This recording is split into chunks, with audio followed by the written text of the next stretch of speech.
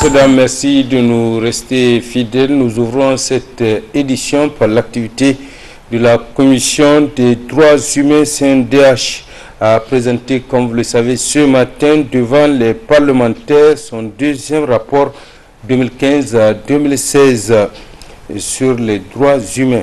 La présentation c'est devant le président de l'Assemblée nationale, Ousseini Tini Aboubakar Alou. Précision. Dans sa présentation, le président de la Commission nationale des droits humains a de prime abord dressé l'état de la situation des droits de l'homme sur l'ensemble du territoire national. S'agissant d'atteinte aux droits à la vie liés aux accidents de la circulation routière, entre 2015 et le premier semestre 2016, pour le seul cas de la ville de Niamey, les services constants de la direction de la police de la ville de Niamey a officiellement enregistré 10 133 accidents, dont plus de 200 cas de perte en vie humaine. S'agissant du droit des personnes privées de leur liberté, il faut rappeler que notre pays compte 38 établissements pénitentiaires, dont la plupart ont été visités par la Commission nationale des droits humains en 2015 et 2016. Malgré les progrès réalisés pour rendre effectifs les droits et libertés au Niger, beaucoup de défis restent à relever. C'est pourquoi la CNDH a formulé des recommandations. Recommandations relatives à l'adoption des normes. Recommandations relatives à la production des rapports. Recommandations relatives au libre exercice des droits constitutionnels. Recommandations relatives à l'indemnisation des personnes ayant bénéficié d'une ordonnance de non-lieu, de relax ou d'acquittement. Recommandations relatives à la liberté d'expression ou d'opinion. Recommandations relatives à la liberté d'aller et venir. Recommandations relatives à l'accès à l'eau potable. Recommandations relatives au droit à la propriété. Recommandations relatives au droit à l'éducation. Outre les recommandations, la Commission nationale des droits humains a lancé des appels à l'endroit du gouvernement, des parlements, des partenaires techniques et financiers et du peuple nigérien. Oui, juste après la présentation du rapport de la Commission des droits humains, les élus du peuple ont procédé à la cérémonie de clôture de la session ordinaire de l'Assemblée nationale dite budgétaire. Précision, Suleiman Bra. C'est après 2 mois d'intenses travaux couronnés de succès que la deuxième session ordinaire de l'Assemblée nationale dite budgétaire vient à son terme. Une session au cours de laquelle les députés ont doté le Niger d'un budget pour l'année 2017. À mon humble avis, ces efforts ne furent pas vains, car nous avons tous ensemble tenu la promesse que nous nous étions naguère faite de donner un budget réaliste et sincère à notre pays. Ce budget de plus de 1809 milliards, je l'espère, permettra à l'État de remplir les obligations financières qui sont les siennes, tout en préservant les équilibres nécessaires à une croissance soutenue de notre économie. Comme l'Assemblée nationale a toujours eu à l'affirmer, un budget n'est réellement sincère que par l'exécution rationnelle qui en découle. Ainsi, vu le contexte et la situation actuelle du pays, le président de l'Assemblée nationale est largement revenu sur le respect des lois et les règlements de la République par tous. S'agissant du respect de la loi, je pense que c'est ici le lieu de rappeler à nos compatriotes cette évidence. La loi et l'ordre représentent le soubassement de vivre ensemble. Nous ne sommes réellement un État que si nous pouvons nous donner des lois et les respecter scrupuleusement. Ailleurs, de par le monde, de tels propos peuvent paraître superflus, voire saugrenus. Mais chez nous, où souvent on pense que c'est démériter ou déchoir que de respecter la règle établie, et où il est courant de défier l'autorité, il est encore nécessaire de rappeler les uns et les autres à leur devoir élémentaire de citoyen. Il est nécessaire de souligner que respecter la règle établie, c'est respecter sa propre volonté et se dire comme ce philosophe célèbre que l'obéissance à la loi qu'on s'est prescrite est liberté. Donc, mes chers compatriotes, n'attendez pas seulement de l'autre le respect de la loi et de l'ordre. Respectez-les vous-même d'abord. De même, n'attendez pas que le changement que vous souhaitez pour notre pays soit seulement le fait d'autrui. Commencez par changer vous-même. C'est pourquoi le nouveau phénomène qui se développe sur les réseaux sociaux doit interpeller selon lui les autorités à réguler ces secteurs.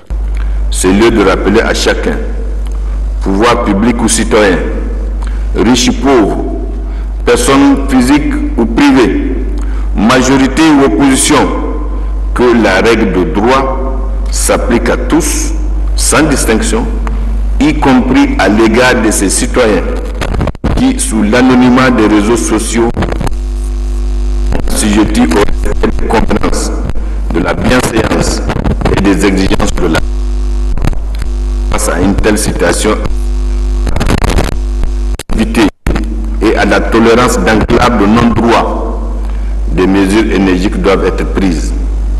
Mais le phénomène est ainsi insaisissable qu'il faudrait se donner les moyens juridiques d'agir au-delà des frontières terrestres pour le cerner et, le cas échéant, lui appliquer les rigueurs de la loi. Notons qu'au clôture de cette session, le président de l'Assemblée nationale a rappelé aux élus nationaux la nécessité d'unir leurs forces, d'agir ensemble dans le sens d'apporter un changement pour le développement du Niger. Le Niger, à l'instar de la communauté internationale, célèbre ce jour la journée mondiale des handicapés, une occasion pour revenir sur le rôle que jouent ces handicapés dans plusieurs secteurs. Suivons le reportage de Hamza Moukaila. Lui, c'est Garba Yahya Lawali, âgé de 38 ans, marié et père de 3 enfants, qui, malgré son handicap physique, n'est pas resté les bras croisés pour qu'une tierce personne lui assure sa subsistance. Après plusieurs années de formation et de stage en sécurité, il est titulaire de plusieurs attestations de travail de différentes agences et services de la place. Ce n'est qu'en 2010 que Garba Lawali a pu créer sa propre agence de gardiennage et d'entretien des bâtiments, en abrégé AGEB. Cette entreprise, parce que nous ici resté dans le service de gardiennage depuis en 1998, ici avec un collègue qui s'appelle Sim Mohamed. J'ai fait l'information de sécurité avec lui. Il m'a remis une attestation de service pour le gardiennage. Ça, par rapport à ces attestations, je voudrais créer une agence pour créer un emploi, pour donner un espoir aux personnes handicapées qui se trouvent dans les mêmes situations que moi. Le rêve de Garba Lawali, en créant son entreprise, est de contribuer au développement socio-économique de notre pays par la création d'emplois accessibles à tous les jeunes. C'est pour lui un moyen de contribuer à la réduction du chômage au Niger et aussi de redonner espoir à tous ceux qui se trouvent dans la même situation que lui. Un rêve qui risque malheureusement d'être tué à l'œuf faute de soutien financier. Malheureusement, les manques de moyens jusqu'à maintenant, on n'a pas installé notre entreprise pour lancer l'activité. Actuellement, je travaille avec 7 éléments. Le rôle c'est la sécurité. Parce qu'actuellement, je n'ai pas les moyens pour lancer l'activité, pour les gardiennages, pour les vigilants. Nous sommes en train de faire une petite activité de parking pour les motos, ici au Palais des Congrès, à la Sony-Bank siège. Donc, actuellement, j'ai adressé une lettre au niveau de notre ministère tutelle, qui est le ministère de la Population. Je l'ai adressé plusieurs correspondances pour qu'il m'aide. Pour que je lance une lettre intercessée. Parce que nous, les jeunes promoteurs, on ne peut pas adresser directement au niveau des partenaires. C'est notre ministère qui va prendre notre dossier pour nous chercher une appui. Actuellement, j'ai adressé plusieurs lettres au niveau du ministère de la Population. Jusqu'à maintenant, je n'ai pas eu les résultats. J'ai même fait au niveau de la banque pour chercher des crédits. On m'a dit vraiment qu'il faut que je présente une acte de cession des garanties. Donc malheureusement, nous, les jeunes promoteurs, on n'a pas de moyens comme un titre foncier pour déposer au niveau des banques. Jeune et ambitieux, Lawali a dans ses projets la création d'un centre des métiers pour les personnes handicapées en vue de lutter contre la mendicité, car, dit-il, les handicapés peuvent, selon leur cas spécifique, être utiles à la société, donc produire des richesses et contribuer au développement de leur pays. C'est pourquoi il invite les bonnes volontés à l'aider dans ce sens. Je lance un appel au nom de notre président, notre père. C'est notre père, le président de la République. Je lance un appel pour qu'il voie mon situation. Depuis en 2010, j'ai eu mon agrément d'exercice. Pour le manque de moyens, jusqu'à maintenant ici resté bras croisés. Si j'ai eu un appui pour l'achat des matériels, une locale, vraiment je vais laisser mon activité. Je vais promettre par rapport à travers de cette entreprise, je vais aider les personnes handicapées par rapport de cette entreprise pour verser 15% les bénéfices annuels de l'entreprise. Je vais les verser pour aider les personnes handicapées dans leur métier, activité, comme les centres des métiers. Je vais appuyer les handicapés par rapport des formations et par rapport de leur activité. Je lance un appel à notre maire, Malika Issoufou. Docteur Malika Issoufou, il a dit, elle, c'est le président, c'est le maire des personnes handicapées locomoteurs. Je lance un appel au niveau de Malika Issoufou. Il n'a qu'à voir mon situation pour me chercher des financements par rapport à l'achat des matériels. C'est l'achat des matériels qui me cause jusqu'à maintenant, depuis en 2010, je n'ai pas installé mon entreprise. Je lance un appel au niveau de Malika Issoufou, au notre ministère tutelle, qui est le ministère de la Population, de me chercher une appui pour que j'achète les matériels. L'esprit d'entrepreneuriat n'est pas fonction du physique, il est plutôt fonction du courage et de l'engagement du jeune entrepreneur. Lawali vient là de donner la preuve que le handicap n'est pas une fatalité et qu'on peut changer les choses en étant même handicapé. Lawali ne demande qu'un coup de main pour la réalisation de ses projets. Voilà ce qui est pour la journée mondiale des handicapés. Vous pourrez suivre après le journal la conférence débat qui s'est déroulée à Alternative Espace Citoyen le jeudi 1er décembre 2016 sous le thème Immigration. Autre aspect de ce journal, l'Institut supérieur d'études en sciences de la santé, ICES, célèbre aujourd'hui son premier anniversaire couplé à la remise des diplômes aux lauréats aux examens uniques de certification de la santé session 2016. Précision Maman Lawali.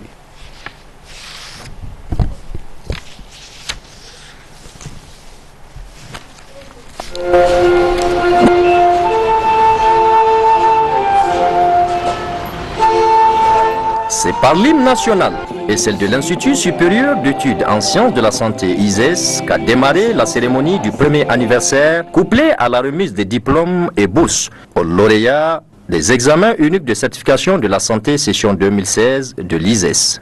En effet, ISES, Institut supérieur d'études en sciences de la santé, a une année d'activité ce jour. De sa création, notre institut a débuté ses activités avec environ 150 étudiants et aujourd'hui, en seulement un an, ce chiffre a plus que doublé. Après les mots du représentant des élèves et étudiants, c'est au tour du directeur d'études de l'Institut supérieur d'études en sciences de la santé de passer à la présentation des résultats. Tous ces candidats ont obtenu leur diplôme, soit un pourcentage de 100% avec mérite et honneur. Ainsi, nous avions obtenu une mention excellente, 9 mentions très bien, 5 mentions bien, 4 mentions assez bien et 3 mentions passables. Quant aux récipiendaires très émus et satisfaits, ils nous ont laissé entendre ces quelques mots. Et je remercie le bon Dieu puisqu'avec les étudiants, avec notre taux de réussite de 100%, donc on a commencé ensemble et on a terminé ensemble, sans laisser personne parmi nous étudiants. Et tout d'abord, je vais remercier Allah qui par sa grâce nous a permis de nous réunir en ce jour mémorable, rempli de joie et d'amour. Et je peux également dire que je remercie profondément Monsieur le PDG, le docteur Mohamedou Massoud, qui est vraiment un homme intègre, un homme humain, et je le remercie sincèrement. Cette cérémonie très riche en couleurs et en émotions, organisée par l'Institut supérieur d'études en sciences de la santé, a brillé par la remise au PDG et au personnel de témoignages de satisfaction par les étudiants, mais aussi par les prestations de la troupe culturelle de l'ISES, pleine d'enseignements. ISES, la référence pour un métier noble.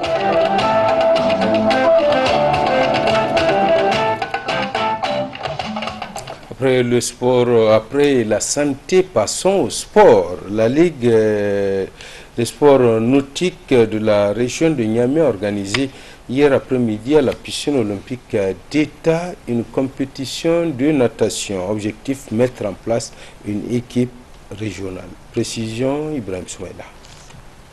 La jeune Ligue des sports nautiques de la région de Niamey a organisé vendredi après-midi à la piscine olympique d'État une compétition de natation à l'intention des clubs de la capitale. Objectif, mettre en place une sélection de la région de Niamey. C'était en présence du représentant du gouverneur de la région de Niamey, du directeur entrant et sortant de la piscine olympique d'État et d'un public venu nombreux. Prenant la parole pour la circonstance, le représentant du gouverneur a salué le dynamisme et le sens de créativité du directeur sortant et de la Ligue. C'est toujours une joie et un plaisir d'être à la piscine olympique d'État. Et vous êtes témoin, nous venons de voir les différents clubs de sport nautique de la région de Niamey. Cela témoigne des efforts consentis par la Ligue régionale dans l'encadrement et le suivi, et c'est tout à leur honneur. Je note également de passage que la piscine olympique est également encadrée par des directeurs. Vous avez vu tout à l'heure dans la présentation un directeur sortant et rentrant qui, le sortant, vous le savez, il a fourni d'énormes efforts pour que le sport nautique retrouve ses lettres de noblesse. Moment émotionnel lorsque le représentant du gouverneur a remis un témoignage de satisfaction à l'ancien directeur Marou Hamadou qui s'est dit profondément touché. Pour sa part, le nouveau directeur de la piscine olympique n'a pas lésiné sur les mots pour louer les qualités de l'ancien directeur et compte lui demander des conseils. Tout de suite, quand je le voyais vraiment recevoir les cadeaux, ça a été une source d'inspiration et une source d'émulation pour moi. Peut-être que j'étais même plus content que lui. Parce que en le voyant vraiment recevoir des cadeaux, ça m'a donné beaucoup d'envie de faire mieux, de travailler vraiment pour le rayonnement de cette piscine. Une photo de famille a sanctionné la fin de cette compétition. Sport toujours, lancement cet après-midi à Niamey des activités du club des amis de taekwondo basé dans l'enceinte de l'école Espace. Un lancement qui a vu la présence de plusieurs responsables des clubs mais aussi des parents, amis et connaissances. Précision.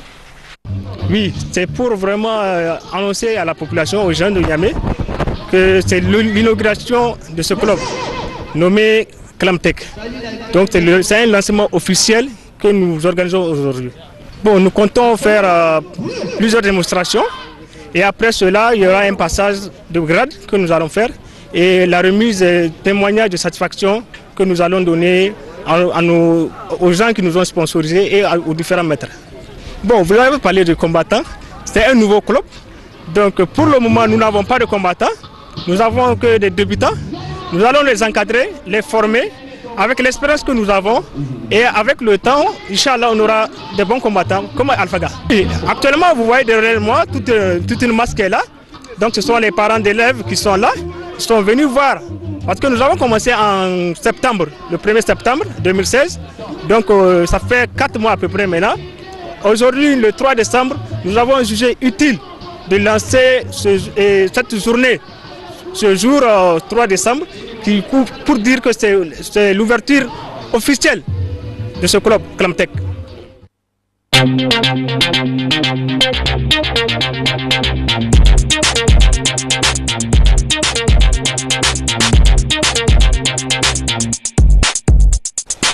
l'étranger, le candidat de l'opposition gambienne est vainqueur de l'élection présidentielle dans ce pays. Déjà, le président Yaya Jammeh a félicité le vainqueur. Retrouvons le parcours de Yaya Jammeh. Des manifestations de joie ont éclaté dans les rues de Banjul aussitôt après la proclamation des résultats de la présidentielle. Yaya Jammeh, qui a passé 22 ans au pouvoir, a été battu par le candidat de l'opposition, Adama Barrow. En Gambie, cela fait 22 ans que nous souffrons. Ce mec n'a rien fait pour nous. On veut la paix et de l'argent. On est si heureux aujourd'hui. Aujourd'hui est le jour où nous nous sommes levés et avons donné la liberté d'expression. On peut dire tout ce qu'on veut sans qu'un soldat ou la police nous harcèle ou quoi que ce soit. Je crois que je suis l'un des hommes les plus heureux au monde aujourd'hui parce que c'est ce que j'attends depuis tant d'années. Et maintenant aujourd'hui, mes rêves sont devenus réalité. Adama Barrow, candidat d'une coalition de l'opposition, déclaré ce vendredi vainqueur de la présidentielle dans son pays, a salué une nouvelle Gambie, se disant confiant dans l'attente de la réaction officielle de Yaya Jammeh. Quelques 90 000 électeurs sur près de 2 millions d'habitants votaient ce jeudi pour désigner leur président. La première élection qui, selon des analystes et l'opposition, ne paraissait pas jouer d'avance. Porté au pouvoir par un coup d'État en 1994, Yaya Jammeh a été élu pour la première fois en 1996, puis réélu 3 fois. Oui, avant de boucler cette édition, parlons du Mali où le procès du chef de l'ex-junte militaire Amadou Yaya Sanogo, poursuivi pour implication dans l'assassinat d'une vingtaine de soldats en 2012, a été une nouvelle fois ajourné après un boycott des avocats de la défense et des partis civils. Le procès du chef de l'ex-junte malienne Amadou Sanogo, poursuivi pour implication dans l'assassinat d'une vingtaine de soldats en 2012, a été une nouvelle fois ajourné vendredi après un boycott des avocats de la défense et des partis civils. Le procès, qui se tient à Sikasso au sud, à environ 380 km de Bamako, s'était ouvert mercredi puis avait été renvoyé une première fois à vendredi. Il a été reporté à lundi, a annoncé vendredi le président de la cour d'assises, expliquant que ce nouveau renvoi doit permettre de trouver une solution à l'absence des avocats de la défense et des partis civils. Le procureur de la cour a également fait part de problèmes de sécurité allégués par ses avocats pour justifier leur absence du prétoire.